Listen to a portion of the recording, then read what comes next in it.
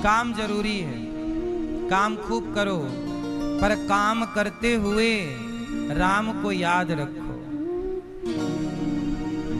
काम करते हुए किसे याद रखोगे? क्यों? क्योंकि काम करते करते आप पूरे हो जाओगे, पर काम पूरा नहीं होगा। लेकिन जब आप मर जाओगे, पूरे हो जाओगे, तो काम तो नहीं कर पाओगे। लेकिन जब आप मर जाओगे तब काम आपसे छूट जाएगा, पर आपके मरने के बाद भी राम नहीं छूटेंगे आपसे। क्योंकि मुर्दे के संग काम नहीं चलता, मुर्दे के संग दुनिया राम नाम कह के चलती है।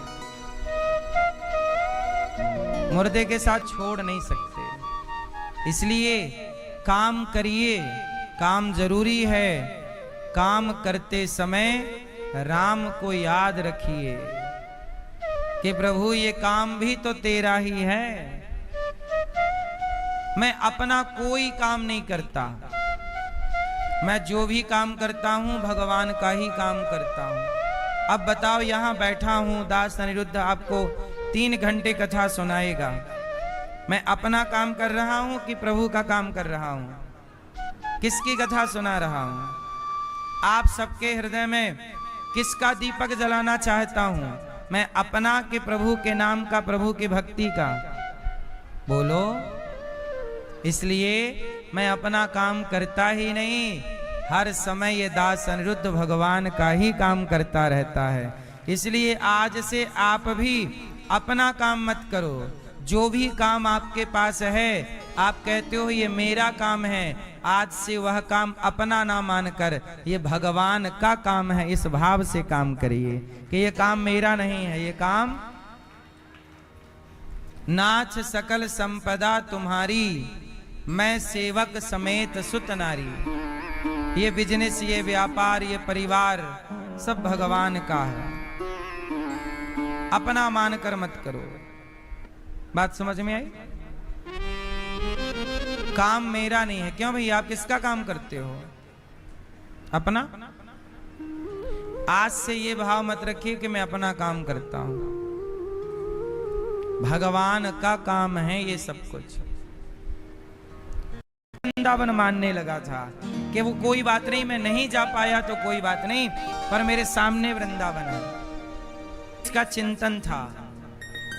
देखो, जरूरी नहीं है कि आप वृंदावन आए, जरूरी नहीं है कि आप माला ही जपें। आप अपने गांव, अपनी गली, अपने पेड़ की छांव में, अपने कमरे में, अपने बिस्तर पर बैठकर आप भगवान के चिंतन में खो गए, भगवान के धाम में खो गए। यही तो प्राप्ति है ना। अब वो आदमी व्याकुल हो गया, सबसे पूछा, भैया यहाँ चित्र था वो वृंदावन का, वो कहाँ चला गया?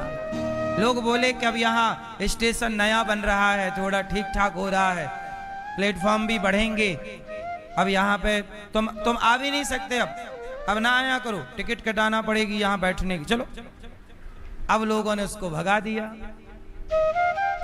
अब वो बेचारा, अब तो वो बिना तस्वीर, अच्छा वो बहुत गरीब था, उसके पास इतने पैसे नहीं थे कि वो चित्र भी खरीद सके, वो पेंटिंग खरीद सके, इतने पैसे नहीं थे कि वो ट्रेन में बैठ सके।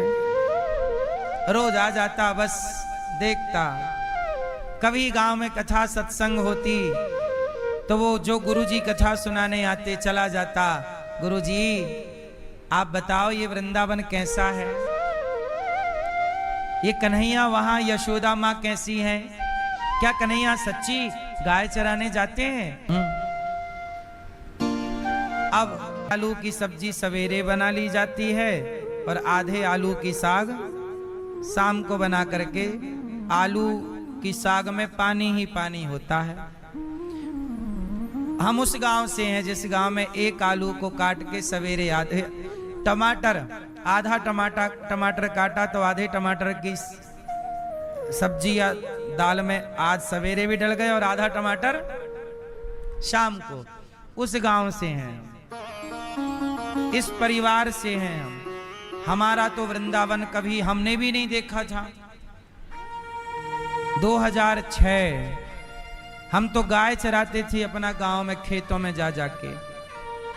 अचानक मेरे मन में भाव आया कि मैं वृंदावन जाऊं। बस मैंने पिताजी से कहा कि मुझे वृंदावन में जाके पढ़ना है। 2006 17 जुलाई का टाइम आया। 16 जुलाई को हम लोग गांव से ट्रेन में बैठे और 17 तारीख को सवेरे वृंदावन आए पहली बार, 17 जुलाई 2006। और यहाँ आए पहली बार हमने ये वृंदावन को 2006 में देखा। फिर यहाँ आकर हम पढ़े और पढ़ने के बाद हम यहाँ से चले गए। 2009, 2010, 11, 12, 13, 14, 15 चले गए हम बाहर। लेकिन देखो, भगवान को इस दास अनिरुद्ध से ये सारा काम कराना था। मैंने कभी स्वप्न में भी नहीं सोचा कि वृद्ध माओं की सेवा इस शरीर से प्रभु कराएंगे, अखंड रसोई की सेवा भगवान इस शरीर से कराएंगे, कभी सोचा भी नहीं। लेकिन देखो, मैं और आप कुछ नहीं करते। इसलिए कहता हूं, हाँ, आपके घर में आपकी पत्नी जैसी है, पति जैसा है, पुत्र जैसा है, आपके घर का माहौल जैसा है, वो आपकी मर्जी नहीं है। बस आप एक काम कर सकते हो तो कर लेना, हर परिस्थिति में चुप रह के अपना काम करो, बस इतना कर लो आप, क्योंकि बाकी कुछ भी आपके हाथ में नहीं है।